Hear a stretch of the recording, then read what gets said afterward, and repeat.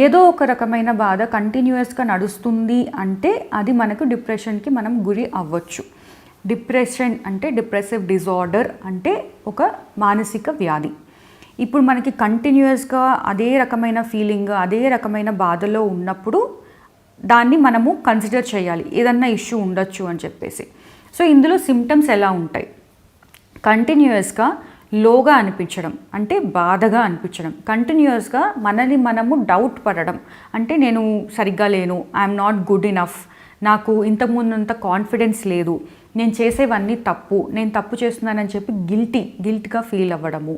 తర్వాత ఇంతకుముందు కంటే నేను సంతోషంగా లేను, ఆర్ నన్ను అందరూ చూసి ఏదో ఒక comment, everybody thinks I'm bad అని ఇలాంటి నెగిటివ్ కాగ్నిషన్స్ అంటే నెగిటివ్ థాట్స్ మన మైండ్లో వస్తూ ఉంటే దాన్ని మనము డిప్రెషన్ అంటాం.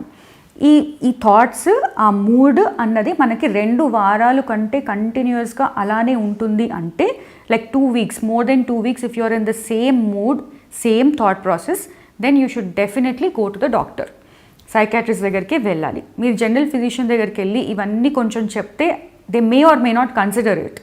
సో మీరు సైకాట్రిస్ట్ దగ్గరికి వెళ్తే ఇది మా డిపార్ట్మెంట్ కాబట్టి ఖచ్చితంగా ఓకే ఇది ప్రాబ్లం అని చెప్పి అర్థం చేసుకోవచ్చు. సో ఇప్పుడు మనకు జనరల్గా ఏంటి, లైఫ్లో అడ్వర్సిటీస్ అంటే ఒకవేళ మనకి మన చుట్టుపక్కల ఎన్వైరన్మెంట్ బాగాలేదు, మనకి ఏదో ఒక ప్రాబ్లం ఉంది, వేరే ఏజ్లో వేరే ఉండొచ్చు, మనీ లాస్ ఉండొచ్చు, బ్రేకప్ ఉండొచ్చు, మ్యారేజ్లో డిఫికల్టీ ఉండొచ్చు, పేరెంట్స్తో రిలేషన్షిప్ బాగలేదు అనుకోవచ్చు, సిబ్లింగ్స్లో రిలేషన్షిప్ బాగలేదు అనుకోవచ్చు, లేకపోతే ఏదన్నా జాబ్ సరిగ్గా దొరకలేదు. ఇవన్నీ ఎన్వైరన్మెంటల్ ఫ్యాక్టర్స్ అంటాం. మైండ్ అన్నది ఏ రకంగా అఫెక్ట్ అవుతుంది అంటే మనకి చుట్టుపక్కల జరిగే ఎన్వైరన్మెంట్ వల్ల మన థాట్ ప్రాసెస్ చేంజ్ అవుతుంది. థాట్ ప్రాసెస్ చేంజ్ అయినప్పుడు మన న్యూరో ట్రాన్స్మిటర్స్ మీద ఎఫెక్ట్ పడుతుంది. న్యూరో ట్రాన్స్మిటర్స్ అంటే మన బ్రెయిన్లో ఉన్న రకరకాలమైన కెమికల్స్. ఆ కెమికల్స్ ఏం చేస్తాయి అంటే మన థాట్, ఇమోషన్స్ వీటన్నిటి మీద పనిచేస్తాయి. సో అది రకరకాల serotonin, dopamine, acetylcholine, GABA, glutamate ఇవన్నీ వాటి పేర్లు. సో ఇవన్నిటికీ దానికి తగ్గట్టు మందులు ఉంటాయి వీటి మీద పనిచేసేది. సో ఒక సింగిల్ దాని మీద పనిచేసేది ఉంటాయి. ఆ సింగిల్ దాని మీద పనిచేసినప్పుడు దానివల్ల వేరే వాటి మీద ఎఫెక్ట్ పడుతుంది. సో మెడిసిన్స్ అన్నవి ఇలా పనిచేస్తాయి. మెడిసిన్స్ మామూలుగా anti depressant or psychiatric medications అంటే నిద్రకి ఇస్తారు, లేకపోతే అది వేసుకుంటే డల్గా అయిపోతుంది, లేకపోతే ఎక్కువ రోజులు వేసుకోవాల్సి వస్తుంది, అడిక్ట్ అయిపోతాము. These are the things that medicines గురించి మనకు వచ్చే ఆలోచనలు. బట్ లైక్ ఐ సెడ్, ఈ న్యూరో ట్రాన్స్మిటర్స్ ఉంటాయి, వాటి మీద పనిచేస్తాయి ఈ మెడిసిన్స్. వాటి వల్ల మనకి నిద్ర పట్టొచ్చు. బికాజ్ డిప్రెషన్లో నిద్ర పట్టకపోవడం అనేది ఒక సిమ్టమ్. మనకి నేను ఈ ఎన్వైరన్మెంటల్ ఫ్యాక్టర్స్ అన్నది డిస్క్రైబ్ చేసిన దాంట్లో దీనివల్ల టెన్షన్ వల్ల నిద్ర రావట్లేదు, చాలా రోజుల నుంచి నిద్ర పట్టట్లేదు, 1-2 రోజులు నిద్ర పట్టకపోతే 3rd డేకి 4th డేకి నిద్ర పడితే that is fine. But for many days you are not able to sleep, for months together not able to sleep అంటే కంటిన్యూ రాత్రంతా మెలకు ఉండడం కాదు, 2-3 అవర్సే పడుకుంటున్నాము, సరిపోట్లేదు నిద్ర, పొద్దున్న లేచిన తర్వాత రిఫ్రెష్డ్గా ఉండట్లేదు, యాక్టివ్గా ఉండట్లేదు, పని చేసుకోలేకపోతున్నాం, పని చేసుకున్నా కానీ కాన్సన్ట్రేట్ చేయలేకపోతున్నాం, లేకపోతే కరెక్ట్గా డెసిషన్ తీసుకోవట్లేదు. ఆ indecisiveness is also a symptom. So ఇవన్నీ మనకి చిన్నగా అనిపించేవి, రోజు జరిగే మన పూర్తి డేలో అనిపించే వేరే రకాలమైన సిమ్టమ్స్ ఉంటాయి. అది ఐడెంటిఫై చేసేది సైకాట్రిస్ట్ కాబట్టి you have to take that kind of help. డిప్రెషన్కి కూడా మనకి మెడిసిన్స్ తర్వాత రకరకాలమైన థెరపీస్ ఉంటాయి. ఫర్ ఎగ్జాంపుల్, లైఫ్లో ఎవరైనా చనిపోయారు, లేకపోతే ఏదైనా బ్రేకప్ అయ్యింది, లేకపోతే మనీ లాస్ అయిపోయింది, ఫైనాన్షియల్ లాస్ అయిపోయింది, ఇలా ఉన్నప్పుడు it is very obvious what the problem is. కానీ ఆ ప్రాబ్లం ఇది అని తెలిసినా కూడా దాని నుంచి బయటపడాలి కదా. నువ్వు బయటపడిపోతావు, నువ్వు చేయగలవు, నువ్వు దీని గురించి ఆలోచించొద్దు అని ఎవరైనా చెప్పగలుగుతారు. But they are not able to get out of it. అప్పుడు when you take help, medicines ఇచ్చి కొంచెం మీ levels, neurotransmitter levels, hormone levels కొంచెం బ్యాలెన్స్ అయిన తర్వాత అప్పుడు when you start therapy, different kinds of therapy will be there. Supportive therapy అంటాం. Supportive therapy అంటే just they want to express, వాళ్ళకున్న బాధలని వాళ్ళు చెప్పుకోవాలి అన్నట్టు ఉంటుంది. సో ఈ సపోర్టివ్ థెరపీ అనేది ఎవరైనా ఇవ్వచ్చు. It can be your psychiatrist, psychologist. దీనికి మన కౌన్సిలర్స్ కానీ, సోషల్ వర్కర్స్ కానీ, లేకపోతే మీరు టెంపుల్కి వెళ్ళడం, విచ్ ఎవర్ ఇట్ ఇస్, ఆ సపోర్టివ్ థెరపీ అనేది ఎవరైనా ఇవ్వచ్చు. దాని తర్వాత సపోర్ట్ నుంచి బయటపడిన తర్వాత to adjust to your real life, to adjust to this stressful environment అన్నది మనకు స్పెసిఫిక్ థెరపీ ఉంటుంది. అక్కడ మనకి కాగ్నిటివ్ బిహేవియరల్ థెరపీ అని ఉంటుంది, లేకపోతే జస్ట్ బిహేవియరల్, లేకపోతే కాగ్నిటివ్ థెరపీ అని ఉంటుంది, ఇంకా రకరకాలైనవి ఉంటాయి. సో ఇది ఈ థెరపీ అన్నది again they should be trained professionals. ఎందుకు అంటే నువ్వు ఇలా చెయ్యి అని చేయగలిగిపోతే మనకు హెల్పే అవసరం లేదు.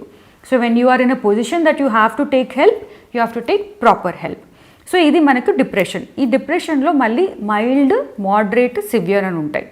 మైల్డ్ ఉన్నప్పుడు ఓన్లీ మైల్డ్ దానికంటే, లేకపోతే జస్ట్ లో మోడ్ ఉన్నప్పుడు ఈ యోగా కానీ, మెడిటేషన్ కానీ, ఎక్సర్సైజ్ కానీ, హెల్దీ ఫుడ్ కానీ, all these things will help. But ఆ మైల్డ్ కాకుండా మోడరేట్ కానీ సివియర్ ఉన్నప్పుడు ఖచ్చితంగా మెడిసిన్స్ అవసరం పడతాయి. మెడిసిన్స్ అవసరం పడ్డా కూడా దాంతోపాటు ఈ లైఫ్ స్టైల్ చేంజెస్ అనేది ఏవైతే చెప్పానో దట్ షుడ్ బి అడిటివ్. ఇవన్నీ కూడా అడిషనల్ ఉండాలి. కానీ primary will be medicine, therapy, and the third thing will be this additional factors. If you eat good food, you will feel better. If you go and spend time with your friends, you will feel better. But that a simple, a koncham better feeling manaku lasting undadu. It is not treatment. That is what you need to understand.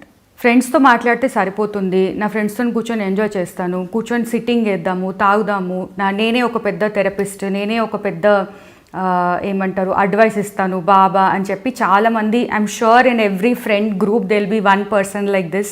And ఎవరైనా కానీ ఎవరో ఒకరికి ఇట్లా ఉంటారు friends అన్నా కానీ, but they cannot be therapist and they cannot help you in the long run. అప్పటికప్పుడు చిన్న ప్రాబ్లమ్స్ ఉంటే ఏం కాదు, ఎవరైనా ఇవ్వచ్చు ఆ సొల్యూషన్. కూర్చొని టైం స్పెండ్ చేస్తే ఎవరికైనా యూ విల్ ఫీల్ బెటర్. కానీ యాక్చువల్ డిజార్డర్స్ ఉన్నప్పుడు, యాక్చువల్ డిప్రెషన్ కానీ, యాంగ్జైటీ కానీ, నేను ఇంతకుముందు వీడియోస్లో డిస్క్రైబ్ చేసినట్టు ఉన్నప్పుడు definitely you have to take help. ఎప్పుడు హెల్ప్ తీసుకోవాలన్నది ఇప్పుడు నేను డిస్క్రైబ్ చేసిన సిమ్టమ్స్ ఇవన్నీ ఉన్నాయి అంటే then you have to take help. Counselling తీసుకుంటే సరిపోతుంది. నాకేంటి ఇట్లాంటి ప్రాబ్లమ్స్, నేను డీల్ చేయగలుగుతాను, ఐఎమ్ వెరీ స్ట్రాంగ్, నాకేంటి నేను ఏదైనా చేయగలుగుతాను, or I'm working on myself. కొంచెం ఒక 2-3 days బాగా ఉన్నప్పుడు నాకంత బాగానే అయిపోయింది, నేను ఇట్లా ఏమన్నా చేసేయగలుగుతాను అని కాన్ఫిడెన్స్ వస్తుంది, which is very good. But you have to understand, in anxiety or depression or any other psychiatric illness, you can have good days and bad days. కొన్ని రోజులు ఇలా ఉండొచ్చు, కొన్ని రోజులు చాలా బాగా ఉండొచ్చు. ఆ బెస్ట్ ఎగ్జాంపుల్ చెప్పడం అంటే మన ఫిల్మ్ యాక్టర్స్, మన businessmen or successful people example తీసుకున్నప్పుడు, సక్సెస్ఫుల్ పీపుల్ అంటే మనకు అందరికీ popular people, let's say popular celebrities, వాళ్ళకి కూడా ఈ జబ్బులు ఉంటాయి. వాళ్ళకు కూడా జబ్బులు ఉన్నప్పుడు that doesn't mean that they cannot act on the screen. అది వాళ్ళ జాబ్, అది వాళ్ళు చేస్తారు. ఒక రోజు బాగా చేస్తారు, ఒక రోజు బాగా చెయ్యరు. సో మనం బాగున్నదే చూసుకుంటూ వాళ్ళు బాగానే ఉన్నారు, వాళ్ళు హ్యాపీగా ఉన్నారు, వాళ్ళకి అన్నీ ఉన్నాయి, ఇంకేం కావాలి అని మనం ఆలోచించుకొని if we ignore our problems, మనకే అది it will be difficult for us only. So ఇట్లా కాకుండా ఎవరికైనా రావచ్చు, ఏ ఏజ్ గ్రూప్కైనా రావచ్చు, దానికి తగినట్టు హెల్ప్ తీసుకోవడం అన్నది ఈజ్ వెరీ ఇంపార్టెంట్.